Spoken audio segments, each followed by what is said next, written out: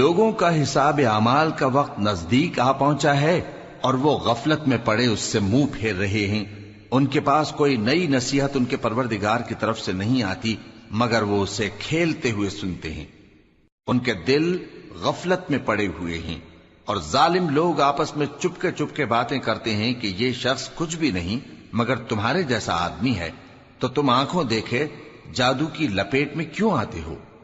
پیغمبر صلی اللہ علیہ وآلہ وسلم نے کہا کہ جو بات آسمان اور زمین میں کہی جاتی ہے میرا پروردگار اسے جانتا ہے اور وہ سننے والا ہے، جاننے والا ہے۔ بلکہ ظالم کہنے لگے کہ یہ قرآن پریشان باتیں ہیں جو خواب میں دیکھ لی ہیں، نہیں بلکہ اس نے اس کو اپنی طرف سے بنا لیا ہے، نہیں بلکہ یہ ایک شاعر ہے۔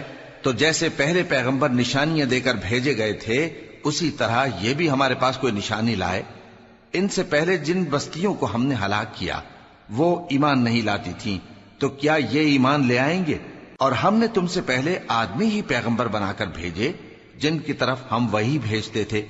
اگر تم نہیں جانتے تو جو یاد رکھتے ہیں ان سے پوچھ لو۔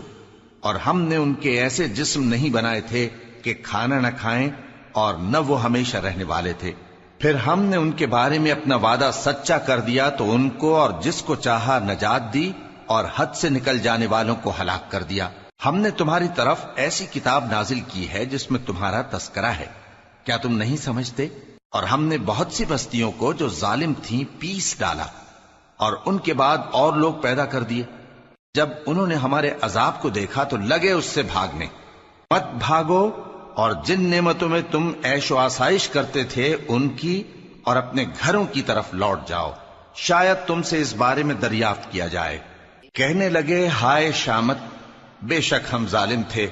تو وہ برابر اسی طرح پکارتے رہے یہاں تک کہ ہم نے ان کو کھیتی کی طرح کاٹ کر اور آگ کی طرح بجھا کر ڈھیر کر دیا۔